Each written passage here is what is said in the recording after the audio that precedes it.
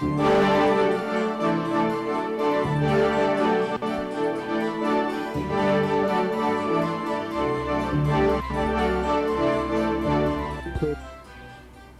Rogers, who is featured in our first profile, continues to follow the original Bernard Leach approach of heart and hand, creating vessels for everyday use, working in harmony with and developing a deep understanding for his materials, refining form and surface to produce works for the domestic environment.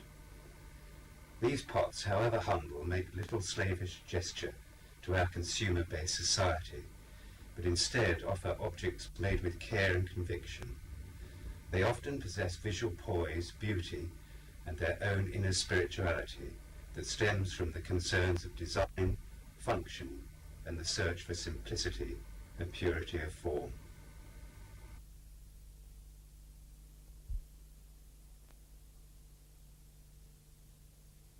Well, I like this bowl because it's a good, honest country pot. It was made in Buckley in North Wales, slipware, and the potter who made it probably made another 300 on the same day. No time to fuss it, fiddle with it. It's done very directly, taken off the wheel, slip, line around the rim, finished. And those are some of the qualities that I try to get into my work. Well, this jug was made by Bernard Leach in the early 50s. And Bernard Leach was really almost single-handedly responsible for the studio pottery movement in this country. And I dare say that there are many potters around now that would never have been potters if it hadn't been for Bernard Leach and his book, The Potter's Book.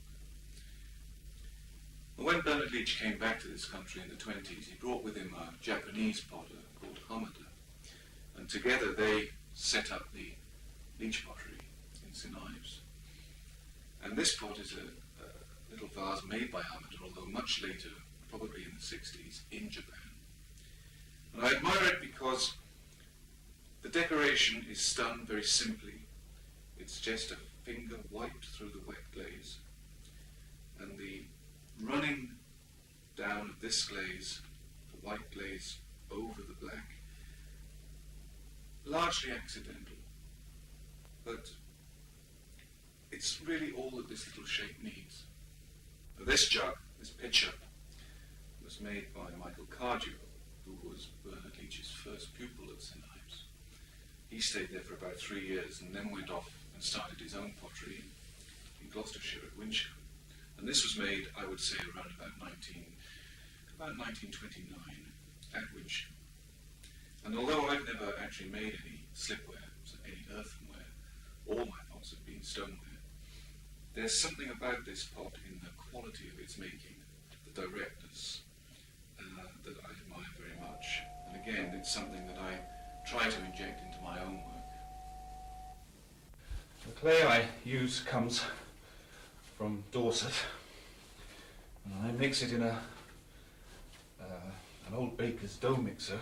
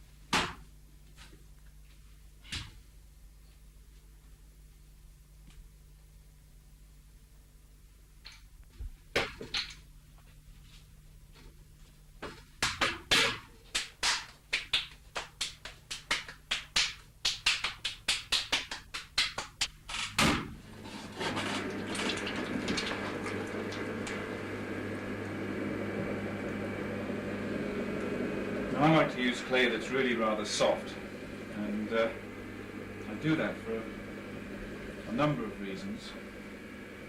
Firstly, that it really does make the throwing that much more effortless, which I think lends something to the character of the throwing. And I like the pots when they're finished and they've come out of the kiln fired to retain some of that quality that speaks of having at one time been a soft plastic material.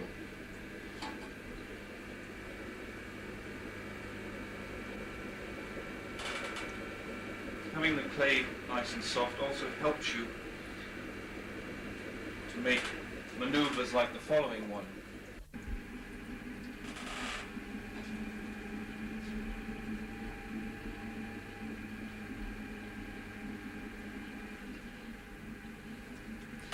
I'm just going to take the throwing marks off the inside with this rib. Nice curved rib. When you decide that the inside of the bowl needs to be decorated, all these marks would just be in the way. So get rid of those. Sometimes I use the rib to provide me with a swirl pattern in the bottom of the bowl, like just digging it in like that. And I take away the marks on the outside.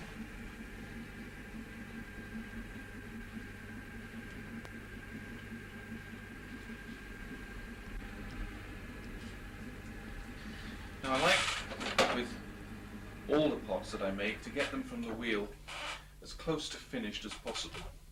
Now these bowls all have a foot ring to be turned onto them later on.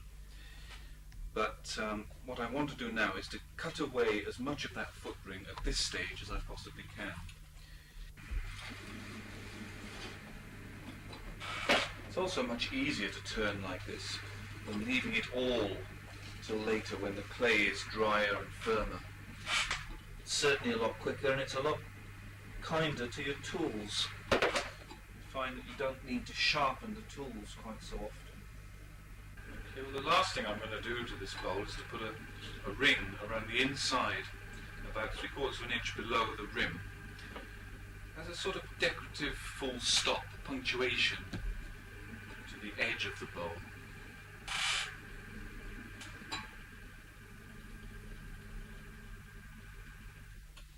I deliberately let the tool run down the inside of the pot slightly because I wanted that mark, this ring, to start with a very thin line, slowly becoming thicker as it moves down the pot, and then I release the pressure ever so slowly and we're back to a thin line again. And then this one is ready to cut off.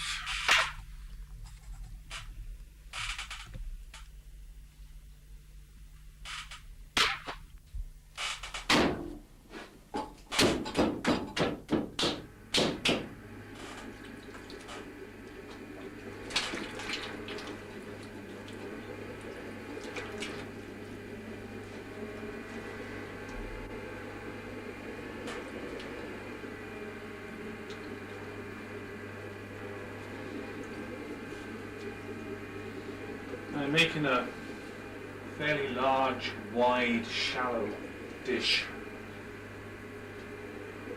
I center the clay fairly wide and fairly low, so that much of the basic work is done by the time the clay is centered.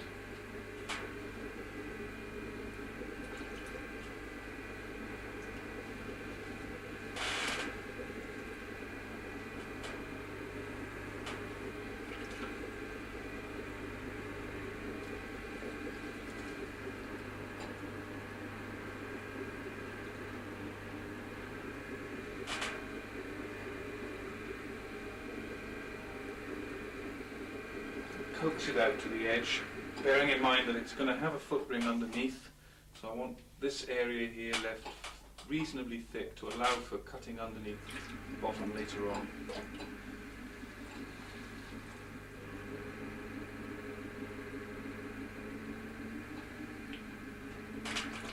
Pull out the outside, form that sort of fattish rim here.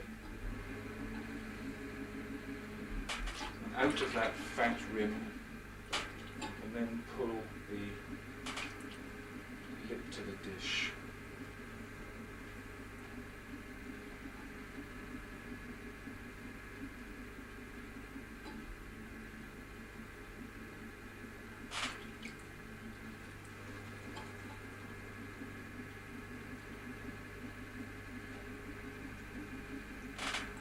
using curved rib, I can form the shape to the inside that I want.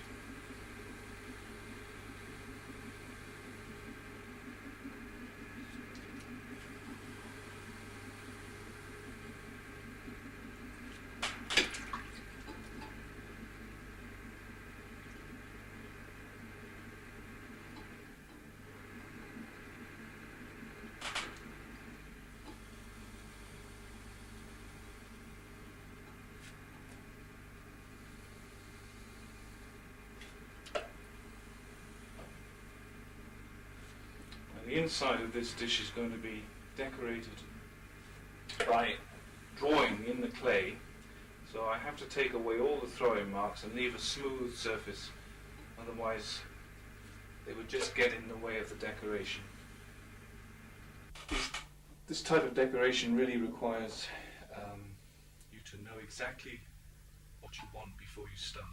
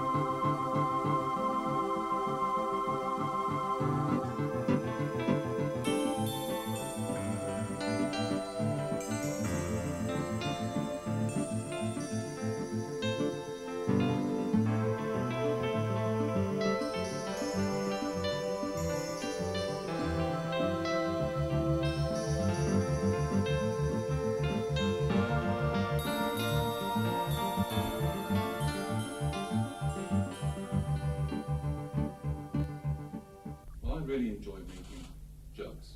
Of all the pots that I make, it's the one form that is particular to the European culture, whereas nearly everything else that I make is being very influenced by the Oriental. And in medieval jugs, you will see tall, slender shapes and fat, round shapes, lots of scope. Many of the jugs that are made by contemporary studio potters echo the forms and the feelings of medieval jugs that were made in the 13th, 14th centuries.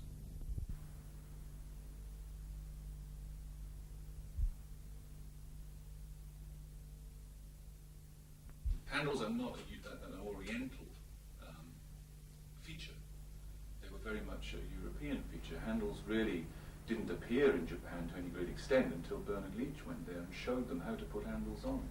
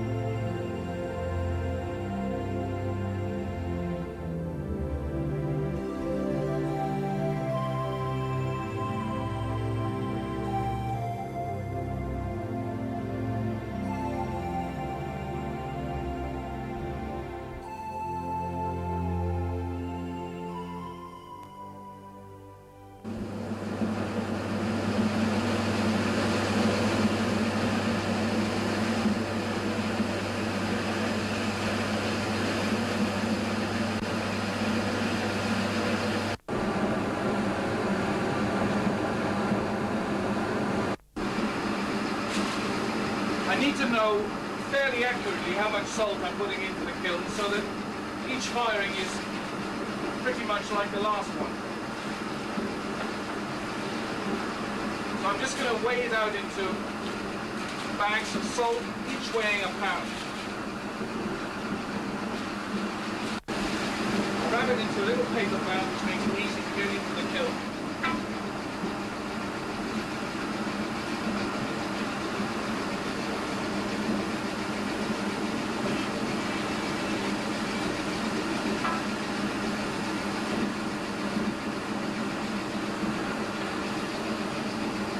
As the salt vaporizes,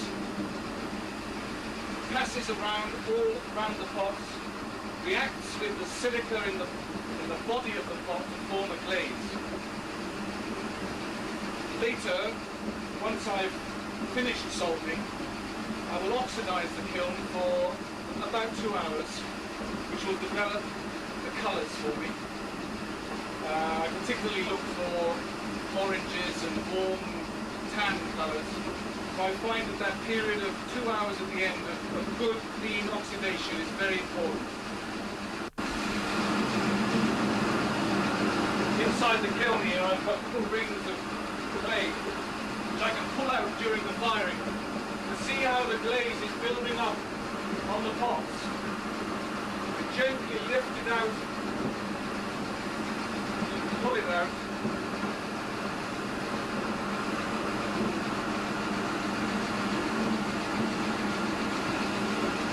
By looking at the ring, after I've cooled it down, I begin to understand how much glaze is already built up on the pots, and how much more salt I need to put into the kiln.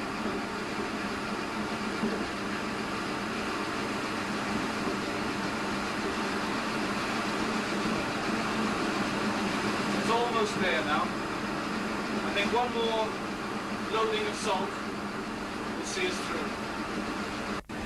What I'm going to do now is to pull the damper out of the back and oxidize the kiln now for an hour or an hour and a half to develop the colours.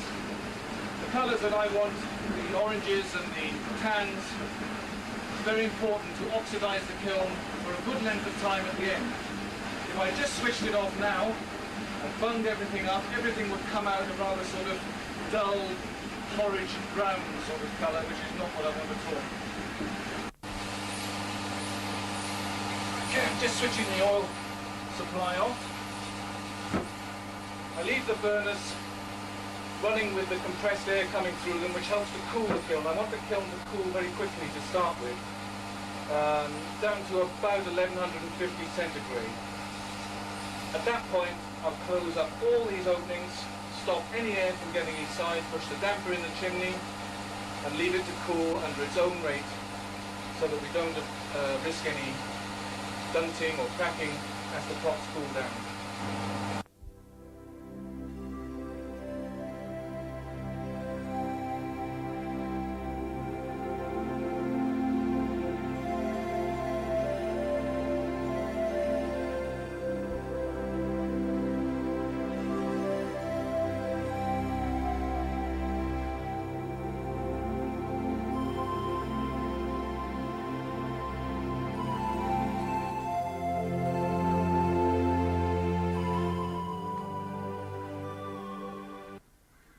Still quite hot, but that seems to be pretty much what I was looking for. I really like to go for these sort of rich orange tan colours. Just enough salt to define the line of the pot around the top here. The pattern showing well. Yeah, that's fine.